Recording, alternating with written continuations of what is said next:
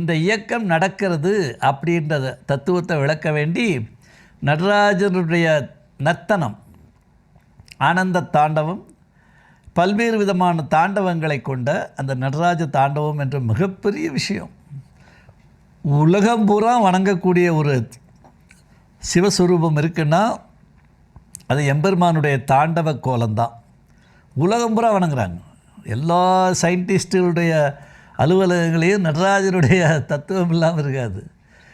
பெருமைக்குரிய நம்முடைய முன்னாள் ஜனாதிபதி, தெய்வமாய் வாழ்ந்து மறைந்த அப்துல் கலாம் ஐயா அவர்கள் அந்த அணுசக்தி தலைமை நிலையத்துக்கே சொல்லியிருக்காரு, இதுக்கு என்ன செய்யலாம், இதுக்கு ஒரு சிம்பல் வைக்கிறோன்னும் போது எங்கேயுமே தேட வேண்டாம், இதெல்லாம் தமிழ்நாட்டில் ஏற்கனவே இதெல்லாம் ஐம்பூதங்களை வச்சு எப்படி இந்த இயக்கம் நடக்குதுன்றதை ஒரு சிம்பாலிக்காக சொல்லியிருக்காங்கன்னு சொல்லி இங்கேருந்து அந்த நடராஜரை கொண்டு போய் வச்சு தான் அந்த ஆராய்ச்சி